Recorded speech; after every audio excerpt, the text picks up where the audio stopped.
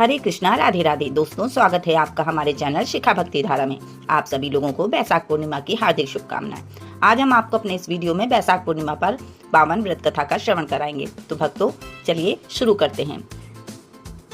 सनातन धर्म में पूर्णिमा तिथि का अत्यंत महत्व है। इसमें से पूर्णिमा अत्यंत फलदायी मानी जाती है। इस दिन व्रत रखने व बैसाख पूर्णिमा की कथा सुनने से विशेष महत्व प्राप्त होता है।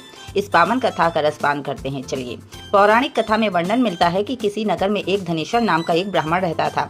उसकी पत्नी रूपवती, पतिव्रता और सद्गुण संपन्न थी। बस दुख था तो सिर्फ इस बात का कि उनकी कोई संतान नहीं थी। यही कारण था कि वो दोनों बहुत चिंतित रहते थे। एक बार उस नगर में एक महात्मा आए। वो नगर के सभी लोग दान लेते थे, लेकिन धनेश्वर की पत्नी जब भी उन्हें दान देने जाती तो वो उसे लेने से मना कर देते थे। एक दिन धनेश्वर ने उस महात्मा के पास जाकर पूछा, हे महात्मा, आप नगर के सभी लोगों से दान लेते हैं, लेकिन मेरी पत्नी के हाथ का दान क्यों नहीं स्वीकार करते? हमसे अगर कोई भूल हुई हो तो हम ब्राह्मण दंपति आपसे क्षमा याचना करते हैं। महात्मा बोले, नहीं विप्र, तुम तो बहुत ही विनम्र और हमेशा आदर सत्कार करने वाले ब्राह्मण हो। तुमसे भूल तो कदापि नहीं हो सकती। महात्मा की बात सुनकर धनेश्वर हाथ जोड़कर बोला, हे मुनिवर, फिर आखिर क्या कारण है? कृपया हमें उससे अवगत कराएं। इस पर महात्मा बोले, हे विप्र, तुम्हारे कोई संतान नहीं है और जो दंपति निसंतान हो उसके हाथ से भिक्षा लेना अक्षय या पापी के हाथ से भिक्षा ग्रहण करने के समान है। तुम्हारे द्वारा दिया गया दान लेने के कारण मेरा पतन हो जाएगा। बस यही कारण है कि मैं तुम दंपति से दान स्वीकार नहीं करता। महात्मा के ये वचन सुनकर धनेश्वर उनके चरणों में गिर पड़ा और विनती करते हुए बोला, हे महात्मा, संतान न होना ही तो हम पति पत्नी के जीवन की सबसे बड़ी निराशा है। यदि संतान प्राप्ति का कोई उपाय हो तो बताने की कृपा करें मुनिवर। ब्राह्मण का दुख देखकर महात्मा बोले, हे विप्र, तुम्हारे इस कष्ट का निवारण अवश्य है। तुम 16 दिनों तक श्रद्धा पूर्वक काली माता की पूजा करो। माँ प्रसन्न होगी तो उनकी कृपा से अवश्य तुम्हें पुत्र रत्न की प्राप्ति होगी। इतना सुनकर धनेश्वर बहुत खुश हुआ। उसने कृतज्ञता पूर्वक महात्मा का आभार प्रकट किया और घर आकर पत्नी को सारी बात बताई। पति पत्नी को महात्मा के द्वारा बताए गए उपाय से आशा की एक किरण दिखाई दी और धनेश्वर माँ काली की उपासना के लिए चला गया। ब्राह्मण ने पूरे 16 दिन तक काली माता की पूजा की और उपवास रखा।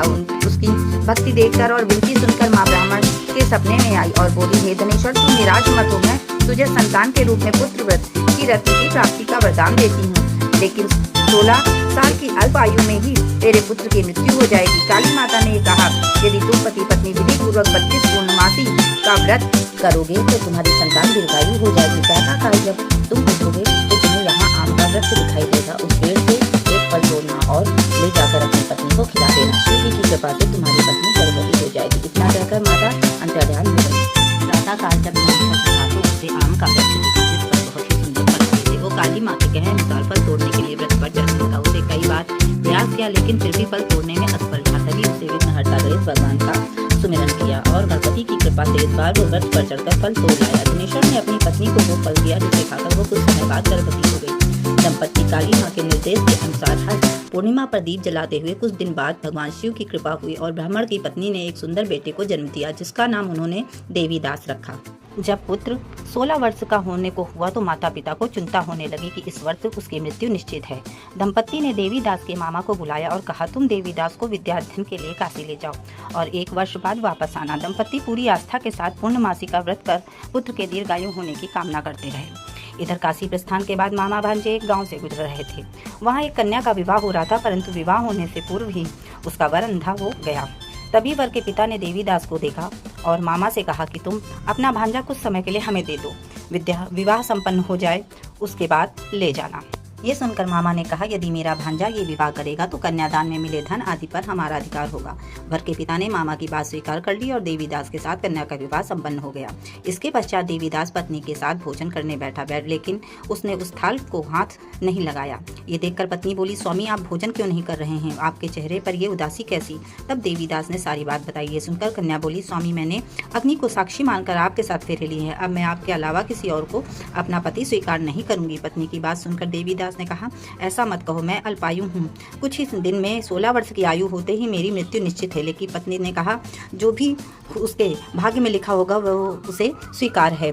देवीदास के बहुत कहने पर भी जब वो नहीं मानी तो देवीदास ने उसे एक अंगूठी दी और कहा, मैं विद्या अध्ययन के लिए काशी जा रहा हूँ, लेकिन तुम मेरे जीवन मरण के बारे में जानने के लिए एक पुष्प वाटिका तैयार करो। उसमें भांति भांति के पुष्प लगाओ और उन्हें जल से सींचती रहो। यदि वाटिका हरी भरी रहे, पुष्प खिले रहें तो समझना कि मैं जीवित हूँ, और जब ये वाटिका सूख जाए तो मान लेना कि मेरी मृत्यु हो चुकी है। इतना कहकर देवीदास काशी चला गया। प्रातःकाल जब कन्या ने दूसरे वर को देखा तो बोली, ये मेरा पति नहीं है, मेरा पति काशी पढ़ने गया है। यदि इसके साथ मेरा विवाह हुआ है तो बताइए कि रात्रि में मेरे और इसके बीच क्या बातें हुई थीं और इसने मुझे क्या दिया था। ये सुनकर वर बोला, मुझे कुछ नहीं पता, और पिता पुत्र लज्जित होकर चले गए। उधर एक दिन प्रातःकाल एक सर्प देवीदास को डसने के लिए आया, लेकिन उसके माता पिता द्वारा किए जाने वाले पूर्णिमा व्रत के प्रभाव के कारण वो उसे डस नहीं पाया। तत्पश्चात काल स्वयं वहां आए और उसके शरीर से प्राण निकालने लगे। देवीदास मूर्छित होकर गिर पड़ा। तभी वहां माता पार्वती और शिव जी आए। देवीदास को मूर्छित देखकर देवी पार्वती बोली, स्वामी, देवीदास की माता ने 32 पूर्णिमा का व्रत रखा था, उसके फलस्वरूप कृपया आप इसे जीवन दान दे। माता पार्वती की बात सुनकर भगवान शिव ने देवीदास को पुनः जीवित कर दिया। इधर देवीदास की पत्नी ने देखा कि पुष्प वाटिका में एक भी पुष्प नहीं रहा तो वो जान गई कि उसके पति की मृत्यु हो चुकी है और रोने लगी। तभी उसने देखा कि वाटिका पुनः हरी भरी हो गई है। देखकर वो बहुत प्रसन्न हुई। उसे पता चल गया कि देवीदास को प्राणदान मिल चुका है। जैसे ही वो देवीदास 16 वर्ष का हुआ, मामा भांजा काशी से वापस चल पड़े। रास्ते में जब वो कन्या के घर गए तो उसने देवीदास को पहचान लिया और अत्यंत प्रसन्न हुई।